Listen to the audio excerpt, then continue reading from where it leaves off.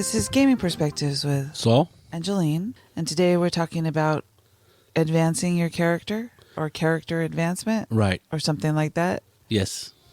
D&D's easy. You get experience points and you go up levels. Right, and that's the main example. That's the first example I was going to use, since it's one of the first role playing games that came into existence, and it was based on you gain experience for different things that as a character does, and after a certain amount of experience you've gained a certain amount, a certain threshold, whatever that threshold is, you gained a level. What does that mean? Usually you got stronger, right? You roll for more hit points. You basically, that's all it was, and things got easier to do. For, let's say, fighting, your fighting prowess would get better, stuff like that in the original and even in AD&D. Now in more modern, but in the latest versions like 3rd edition and 5th edition, through 5th edition, not only do you get better at doing things by having a higher to hit, when you start off you have a +1 bonus to hit, and by 5th level you have like a +3, right? Because you're getting better and things are easier for you to accomplish as a character. But you also have skills, right? Skills were something that was not around in 1st edition or AD&D in 2nd edition. It came when 3rd edition came out. And skills are a interesting way of getting better as your character advances. So usually now you get some skill points to get better at certain skills. You get when you advance in D&D, and you get more hit points, and sometimes you even gain a special ability depending on what kind of character class you are. And it's all laid out. It's It's pretty easy, and a lot of times you get to raise one of your, like every other level, you get to raise one of your stats. Your stats, yeah, that happens. Magic users gain spell slots, and all kinds of things happen when you gain a level. And sometimes, not every level do you get like be able to raise your attribute or gain a feat, but definitely at every level you get a few points to get skills, more skills to get better at skills, and you definitely get more hit points. I think this is a good system for advancing your character, only because it's all written out. It's pretty easy. There's not a lot of subjective ideas, right? Right. And I think Jolene is totally right, is that it's a very, like, what do you call it? No one can argue with it, right? Yes, it's very structured. So they could argue, but I think the argument might come whether they get enough experience for what they do. Yeah. Now, that is still subjective. That's still the GM deciding, oh, yeah, you went through this big, long campaign, and you guys get 200 experience points. Oh, and well, people will rebel right then and there. 200 for all of those monsters. I don't need 80 more thousand experience to get to the next level. So that could be a problem. That does not usually happen now, because even giving out experience is very structured. You do this, you do that. They should be awarded between this and that. And it's what they encounter, and right. It doesn't matter if they defeated it, different things, because it used to be experience was given to the person who killed something, right? Right. Now, 5th edition, and I'm not sure it came out before this, but they included as an alternate to giving out experience points and stuff, they call it milestones, where the GM just decides you've been through enough, you guys gain a level. Now, this is very much more subjective, and could cause some strife within your group if the GM doesn't ever feel you're gained a level, there's not enough. Now, I forget what the GM's guide actually says. It's been a while since I played 5th edition or ran 5th edition, but usually I believe it's after every 2 sessions that you should gain a level or get a milestone, though it all depends on how much is accomplished in each session. If a session doesn't really go anywhere, you guys, the characters' parties doesn't advance or do anything to advance the storyline or the game, then I can see nothing happening as far as the character advancement. Well, that's a very subjective way to do it. I think. I mean, that totally depends on what the GM is thinking, right? Usually in D&D games or games, you don't in the middle of a adventure, because an adventure could take more than 2 sessions. You're not gonna in the Oh yeah. middle of an adventure. You're not gonna get to level up your character, right? You don't get your experience until you've completed the adventure. At least in the games that Saul runs. Well, yeah, because I always thought it would be funny that they're in the middle of doing something else, and like a computer game character, ding, a little ring, little sparklies come off the body. You've And advanced to second level. yeah, you can now pick a new set of skills. You're in the middle of a fight, but that's okay. Just stop. Everybody Yeah, stop just hit now. pause. Yeah, I always thought that was kind of strange. I remember, well, in AD&D, my brother, there was this optional rule about training. And God, I hated training. God, it was terrible. Because the problem was we needed money to train. First, you had to find a mentor that was 5 levels higher than the level that you were going up to. So that was kind of troubling because it was kind of low-level campaign. And on top of that, you had to pay so much gold per week times a level or something to be able to advance into the next level. Well, Saul didn't like that. it would have been okay, but and I know he's going to gripe about this, but my brother was kind of stingy on the money, and he didn't have the gold standard. He went to the silver standard. I don't think that he would agree with that. Being Well, stingy on the most money. of his players would agree, I think, except for Mike because he was a rip-off artist, a con man, one might say. We were very committed to gaining as much money as possible in every endeavor that we did. And even then, that was enough. So what we did is we started this, started communism or socialism. We had this community pot.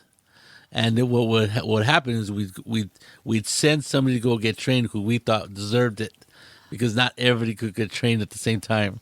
So that happened, and it worked okay. So your brother was making you guys work together to figure out how to get to level up. But what was happening is some people weren't leveling because we couldn't afford it as a group. As a group, not individually. Like we divided some money amongst all of us, but the most of the money was in this group kitty that we spent for. Which I think is why Dungeons and Dragons changed the way that you advance to you didn't have to be trained or you didn't have to kill stuff to get the experience. Right. Just encountering things Well, another problem gave you experience. there was another problem is that back then you would get experience for gold. So now only would you get experience for killing the monster, you get experience for gaining or equivalent of gold. So the problem was we were getting a lot of experience, but not a lot of money. And even though he said he went by the book, I totally believe that he did go by the book. So I guess, but he would always use the tables, right? They had these tables in AD&D about this is the treasure Right. roll, right? Well, they still have those tables because I know Ian has looked at it and go, okay, are we going to roll to see how much blah, blah, blah? And every once in a while, Saul will do that. Okay, we'll roll to see what kind of treasure you get. Yeah, I think I would let them roll themselves. Yeah. So they wouldn't blame me if they rolled really Yeah. lousy. Yeah, I like that. And I think my brother did that too. Yeah. He would let us roll because like we didn't believe him. We were like, the group, not just me. They go, You guys are a bunch of whiners. And so he, in his frustration, I think he just goes, okay, well, you guys could roll. And then Mike will back me up on this, is that one time we were rolling and we figured out that the table went from like 1 to 100 because we were playing rolling percentile dice. And and we figured out that the higher the number, the more the gems were worth. Right, so we were like, yeah. So I forget who rolled, but somebody rolled like 100, a 00, right? And then he goes, and then we were all high fiving each other. Maybe not back then, but we were all hollering and hooping it up because we just scored a major gem. And he goes, that would be true, my brother said, or something like, I'm misquoting him. I'm not quoting him, not making it up, but my own words. He goes, but I'm using the reverse gem table. So to which Michael just like, I forget what his reaction is, but he will to this day still remembers those words coming out of my brother's mouth. So instead of being worth like 100,000 gold pieces, it was worth 2 copper or something like that. It's terrible. So a lot of people don't like the D&D advancement system. Right. Well, By a lot of people, I mean people out there that don't like it. And by advancement system, they don't like the experience kind of advancement. well, I think the idea behind that is that they don't like the idea of gaining experience because of killing things and taking their stuff. That's D&D, right? That is D&D since. Well, that's why they Acceptance. changed it to you just encounter things. What happens is different than That's true. Though some people, even way back when I was playing AD&D, they would give you experience points for avoiding the situation if you could, or getting around, or instead of killing the monster. Now I don't remember if my brother did that. I don't ever remember doing that. It was all about killing the monster, getting the experience, and taking their stuff. And and that creates the murder hobos. And in fact, that's the kind of games I ran, even with my son. You know, when they grew up older, when he got a little older, and Steve joined the group. That's the way I ran games. They would advance, and they loved that whole idea of getting stronger and having the what do we call that? mini max. Mini maxing. So I think modern players, or today's players, are a little bit more, I don't know what you would call it, but that sits wrong for some people. So they rather, there's a game that's not about killing monsters, right? There's investigation games, there's mystery games, there's social games. And what do you do in those systems where the goal is not to kill monsters but something else? So you're not going to get experience points for doing that. A little bit of a change from D&D. Let's go to like the One Ring. You don't get experience for killing monsters, right? There's no experience points for that. You gain experience for meeting goals or doing what you're supposed to be doing, according to your goal, your character's goals. Another thing is if you use a skill and If you roll well, right, and by using a skill, you get a little check mark next to a group of skills, which is pretty cool. And then what happens if you succeed? You put a check mark. If you get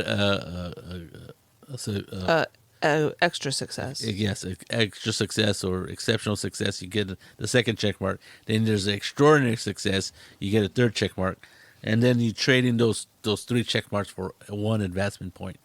Right, that's the way it usually works. You also get an advancement point for showing up for every session in The One Ring. in the One Ring, which kind of gives you the idea that you get, like, you're participating, that You're there. you're there, and that's why you get experience. And then you get experience points for working toward your goal, or whatever the goal of the adventure is, or your party is. So, and these are really small amounts of experience. You're talking about 1, 2, 3, at the most 4 for a long session. I think that the most advancement is on those skills, right? So you as you roll better and you make your successes, you get to go up in them. Right, you get to choose what one, skills yeah. to raise. So in the One Ring, they separate different kinds of experience points. There's advancement points and experience points. Advancement points are only for skills, and advancement points can raise you can raise like some of your stats and stuff like that, which are a little bit more. They mean more in the game because they are weighted more. Because if you raise an attribute, that raises all your skills. Where if you just raise a skill, that's one thing out of a lot of things that you could raise the points for, or use the points for. In that game, I think you're just happy if you make it through the adventure without getting more shadow than hope. Without running into despair. Yes. Falling into despair, yes. But see, those are 2 totally different games, right? And the idea behind the game is different. It's not about killing monsters or doing this fantastic, great things. It's about not succumbing to shadow, which is an important thing in the Lord of the Rings game. And that the One Ring for first and the second edition do a great job of mimicking that kind of gameplay. In a One Ring game, you're not always going to go be fighting. A lot of it has to do with meeting people, talking to people, convincing them to either help you or helping somebody doing something that would help you. And I think that's a different kind of game than D&D. So there's other ways of advancing, right? There is like, let's say for example, the Tales from the Loop. You can advance, you can get slightly better. Usually at the end of the session, did you play? Yes. Did you help another character do anything? Yes. Then you get a point. And so there are very specific questions that they ask. And if you answer yes, you get a point. And still, you're only going to get between one, average is 3 points after the adventure's over, to maximum probably 5. Another game that does this is Liminal, even though it's a totally different system. One's year 0, and this was a 2d6, but it asks you the same questions. It asks you, Not the exact same question. well, I mean, it asks you questions at the end of the, Yes. and or the GM is supposed to ask these questions. Did you succeed in the mission? Yes. Yes. Okay. Did you? And usually the adventure itself, like if it's a published adventure, did you save this person who was in trouble? However way you did that, either literally save their life or save them from doing something really bad. So a lot of people who had played for a long time are used to keeping track of these points and stuff like that. And new players, I think, don't want to keep track of a bunch of numbers. I think that's why a lot of modern games, there's not these huge numbers that you have to deal with. Like in D&D, you're talking about thousands of points of experience, right? And you can get really caught in this minutia of like, I get experience 110 experience for this and this, and then as you get more powerful, you're getting thousands and thousands of experience points. Well, I think modern games have gone away from that kind of structure and decided to go, well, we're just gonna diminish the points, and instead of thousands, we're just gonna give you one or two, like the One Ring, like Liminal, and a lot of other role playing games. But with those 1 or 2 points, you do get to move adventure character Quite a bit, right? Yeah. As much as you would if you were playing D&D. It's just a different way, Right. Right. It's a different number set, or And just like milestones, there's a lot of games that don't even have numbers, right? For example, in Feng Shui, Jolene just reminded me that the GM just determines you awesome up. all get to awesome up, right? And then every character archetype has things that you could do to awesome up your character, and Which your Feng Shui archetype character is pretty good to start Right, with, to right? start off. So awesoming up just means you get to tweak something or add a new feat, or what do they call it? It's not a skill. I don't know, like your driving skill or well, something. you could advance your skill, right? I think off the top of my head that I was looking at it just not too long ago. For example, if you have a skill less than 12, you get to raise it to 12, Okay. right? If you have a skill over 12, you get to raise it by +1. And Feng Shui is all about the over the top ideas that you come up with, that how you're going to play your character versus just encountering things, right? So for your GM to tell you you're going to awesome up, maybe he saw all of you guys were, flying on ropes, climbing up buildings, and dodging all the bullets. Yeah, I mean, Feng Shui is very, what is it? Subjective? Yes, right. You could awesome up after, let's say, after kind of like milestones, like after every 2 sessions, or at the conclusion of the adventure, or when after the conclusion of a big situation that's happening. Right, you guys prevent a big bank heist that turned into a hostage situation. So that's a real big thing happening, right? Or you guys got to the end of the adventure, even though what didn't require you guys to do a lot of combat or a lot of figuring out, but you guys made it to the end of the adventure. You get to awesome up, right? That You kind of didn't thing. get the world sucked into a different dimension. Yes, or, that's usually or really helpful. one of the other timelines. I really like that kind of idea, but the problem is a lot really subjective to the GM, and I think as a GM you really got to hold back. Like the idea of holding back, don't advance them too quickly, because then it doesn't mean as it much. doesn't mean as much, right? And then don't be so stingy that you have unhappy players, right? And that's a fine line to walk. And sometimes you're good at it as a GM, a personal GM, I mean, personally, or you need to get the hang of it, right? I think that's why I like D&D, the experience point structure, or any game that has that kind of structure built into their games. Because as a GM, you don't even have to think about it. There's like, oh, this is what you do, bada bing, bada boom. Milestones, Feng Shui. I can't think of any other game that does it like that. I'm sure there is, where the GM decides. Now, a lot of games, that's always an option, right? Right. Any role playing Well, game. Any of the games where You can homebrew whatever you want, right? It's your game. Usually they say, well, these are just guidelines. there's a couple systems that I wanted to ask you about. Okay. I haven't played Monster Hearts. I've only watched a couple of live plays. I found it very interesting. And it's also the other one was Monster of the Week. And I think the way that I was reading about the way that they level up is when you fail your rolls. You have fails in your rolls. Okay. Then you get to do. That's how you gain experience. Okay. Right. Right. And that helps you to. And leveling up is a little bit different. Now, is it based on Apocalypse World? It is, right? Monster I of the believe Week. so. Not Monster of the Week, Monster Hearts. Yeah. Or are they both?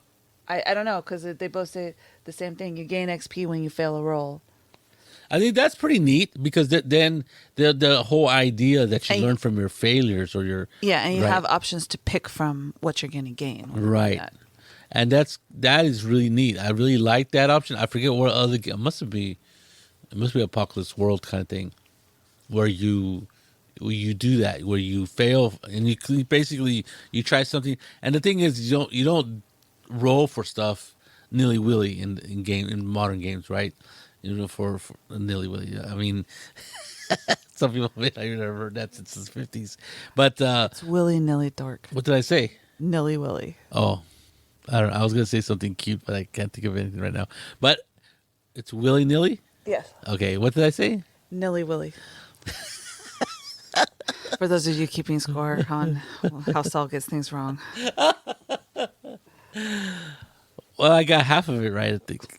Anyway, so I really like that idea of your negative or not doing your roles giving you experience, because that is a very interesting idea that you learned more from your mistakes than when you succeed, right? Because when you fail to do something, It is powered by the apocalypse. It is Monster powered, Hearts see? and Yeah. other. do I know my stuff or what?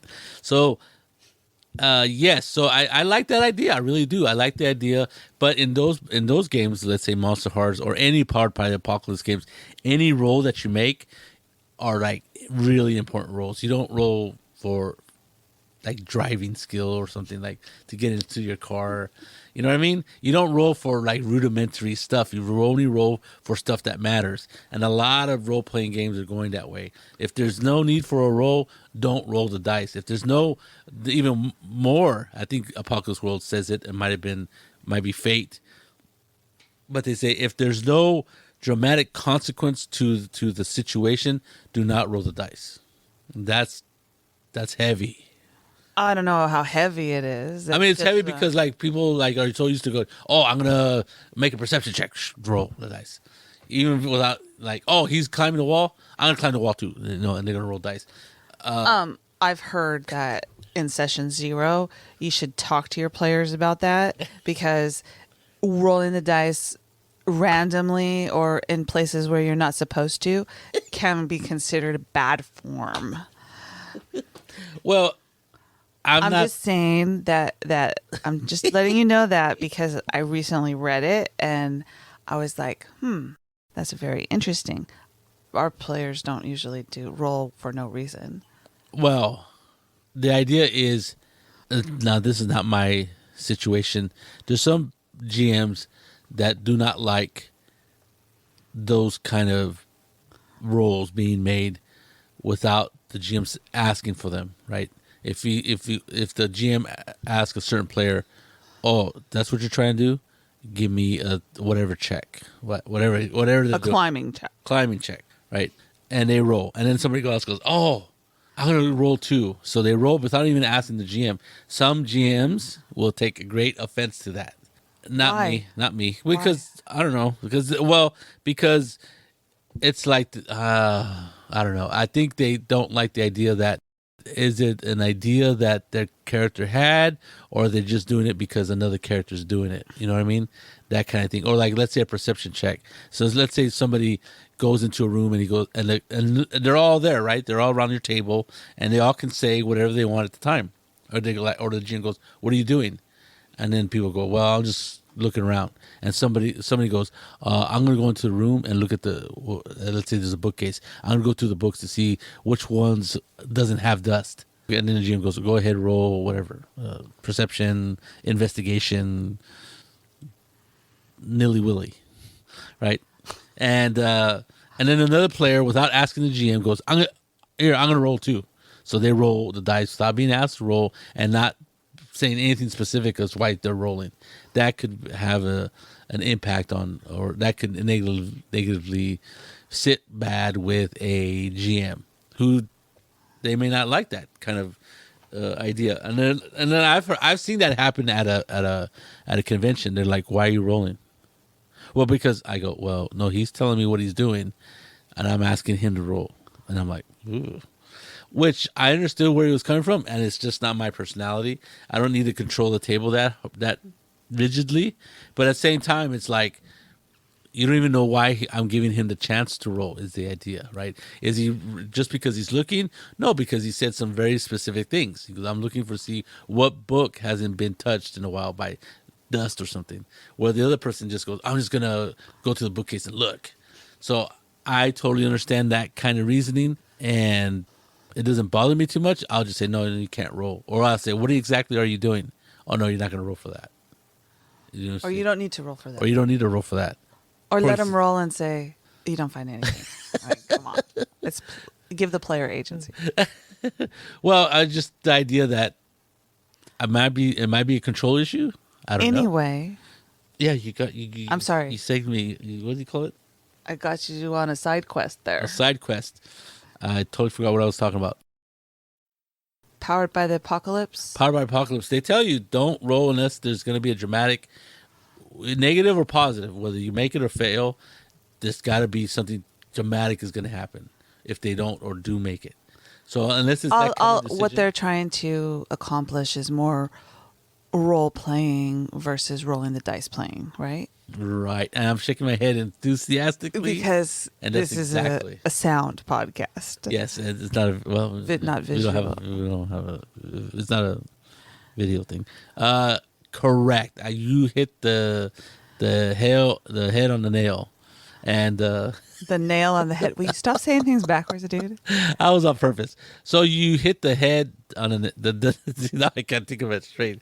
You hit it right on, or you hit the thing right on the head, and that's exactly right. I think they're trying to accomplish a different style of role playing than D&D, which some people say that D&D is not a role playing game. But this idea that they want people to be telling you or acting out what they're doing instead of just rolling dice on the table. Which is great. Which one is great? Rolling dice on the table or Both. Oh. I think it's there's a place for each kind of game, right? If you like crunchy systems where you want to get your dice out and roll them, or if you like where people are in character, maybe you have a rule at the table, or you have to talk in character, which I've heard, and I haven't met all kinds of people who only stay in character. The only one that I know who does that is Felipe. And when he does it, sometimes the other players don't realize that he's doing it right away. I realize it, and I'm like, okay, he's in character. And this is what he's telling me what his character does. Whereas a lot of people, they'll say stuff and Saul will go, was that you? Or is that what you're saying? Are you in character or what? Well, sometimes you're right. It's very tough to determine how things Is your player just telling you everything they think right now, and then they're going to tell you what their character's going to do, or right? There's different styles of the way that people work with you or the way they work out what they're going to do, right? Correct. I think that is a major issue with that situation. And I think when like a character is, or player is telling you all this stuff, but you don't know if it's is the character, or you like, is the player telling me this, or is the character actually trying to do this? Are you saying that to the people, to the non-player characters? And that happens all the time, Yes, right? yeah. Especially, we're not into big, my, depending on what group, my home group will play Shadowrun. We're not into like really playing in character and voice. And so we try, And but sometimes they will do it, right? and we do try, and we do well sometimes, and sometimes it's more like they're having this total conversation. I go, oh, are your characters saying this? They're like, oh, no. I'm like, They're working the numbers out loud with each other. What's going to happen? right, and telling each other what could and could happen. So I don't know, are your characters having this conversation? Oh, no, these are the players. Okay, then shut the hell up at my game table. So Speaking of Shadowrun, it's a very crunchy game with a very different advancement system than D&D. yes, I agree. They use karma points, right? Karma and money is Right. the way you advance your character, because when you create your character in Shadowrun, you're basically it's the character you're going to be, right? And the only kind of advancement you get is you can spend karma. Say, like the other day, I wanted to throw a Molotov cocktail, and someone said, well, you need to have throwing. And I go, well, I have all kinds of stuff, but I don't happen to have throwing. Oh, And I'm I like, know that. I go, well, you can get throwing if you use 24 or karma points. Wow, Something like 24 that. points. Yeah, I think Damn. it was, yeah. Damn. And I was like, oh, well, I haven't spent any of my karma points since we started playing this game. You have an adventure character. And because you don't really have to advance your character, right? The boys are advancing their character by buying stuff, right? Oh yeah, definitely. I'm going to get new cyber this and cyber limbs Yeah. and cyber eyeballs. And I'm like, well, I'm good. I have my gun. I can shoot. Everything's good, right? Right. But You I'm can like, shoot oh, better. I really need to be able to throw stuff. I have blades. I have throwing knives, but I didn't know I had to have throwing to be able to throw the knives, which maybe I don't because it's part of blades, right?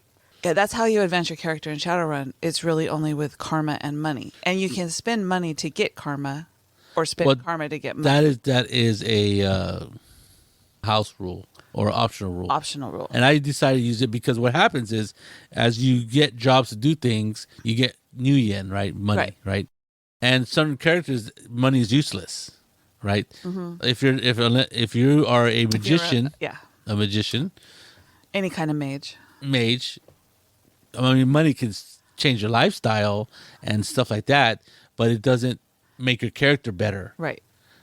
Because they don't want any enhancements because that lowers their magical score. They don't want But they do cyber want limbs. karma because karma is how they can advance. Yeah, get more spells, Yeah. get stronger and stuff like that. And I find that because people are always saying, those old style games, they have these draconian hit points and experience points, and you have to kill stuff to get to do stuff. And that could be true, depending on how you play it, right? Right.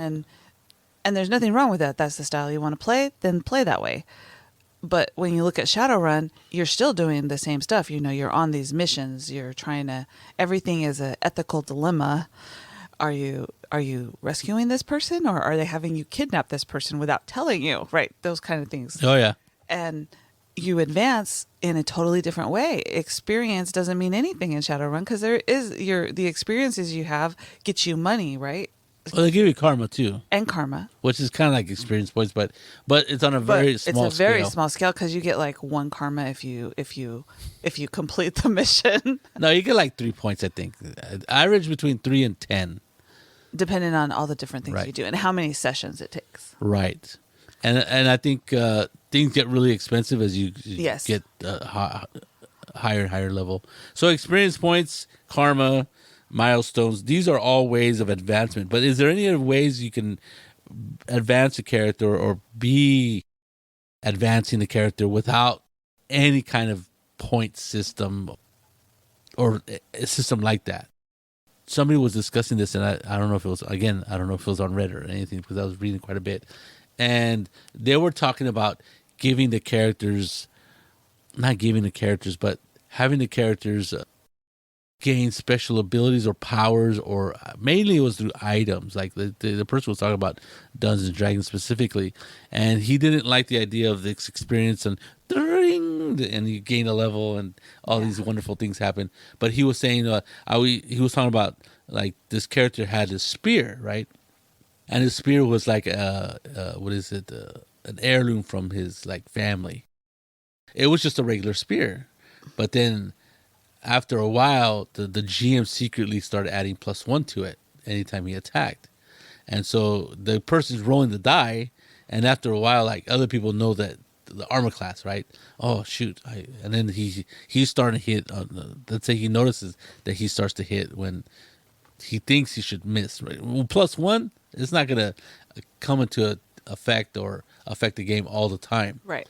But then what he started doing is, without the characters or the player's knowledge, the character advanced another level and stuff like that, and then he started making it +2, and then I think he got to +3 before the player figured it out. He goes, "What's going on?" Right? Because he figures out the armor class. He goes, I need a 19 to hit this armor class. I rolled a 17. I still hit. Right? Because after a while, How is that possible? yeah. So after a while, he's just like, tell the group, oh, you need this is armor class 17. That's what the armor class is. So everybody figures out, well, that's what I need to roll, right? Right. You're rolling dice. So you got that in your head. Everybody knows, and then you know what you need to roll. You go, oh, I missed it. Or and the GM might have asked him, oh, what'd you miss it by? Oh, I missed it by 5. Okay, you miss. And then he goes, and then, or you could tell, you could see. Right. And then the person goes, oh, I missed. Oh, and he goes, no, you hit. He goes, I hit.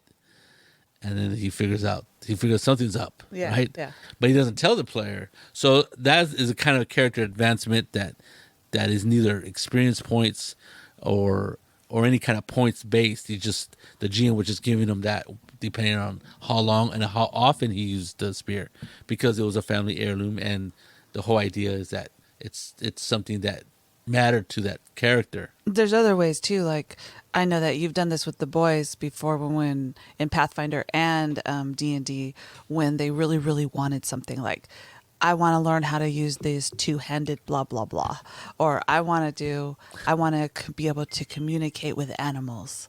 And you go, well, okay, in your off time, you're gonna have to go and train, and you're gonna have to spend like a certain amount of time doing it, right? Right. And that way they got what they wanted to be able to do, but you also made them work for it a little bit. Right, in the game terms. Yeah, in right. game right. terms. Yeah, and I totally forgot about it until you reminded me, and that was something that was, I don't think it's. I think you must have gotten that idea from Felipe, making you have to buy your training, right? The drudgery of that, yes. But I did learn that things that you work toward, even I mean, in real life, it's more rewarding. But even in your character, like, oh, I finally got to use this skill, or I finally get this skill, or whatever, and then you really like appreciate it, or I don't know what it's. You're really happy about succeeding in this endeavor. Yeah, and I think that's pretty cool. I think it's been a long time since I run D&D or Pathfinder, definitely. But I really like those systems because it was something I could like tweak with all the time. Yeah. And you're right. I remember doing that for Augustine and Alan, who were very well. I think all of them, all of them, the three boys. Three, yeah. They would come up with some weird thing that they wanted to do. I'm like, what? And I'm stuck. Like, I'm like, what do I do? And I'm like, well, I go spend some time doing it. What are you gonna do? I'm gonna practice. Okay, good idea. It was very interesting that anytime there was a downtime, they would do that they would stuff. practice, yeah. Yeah, and they would tell me, oh, I'm going to go practice. I go, okay.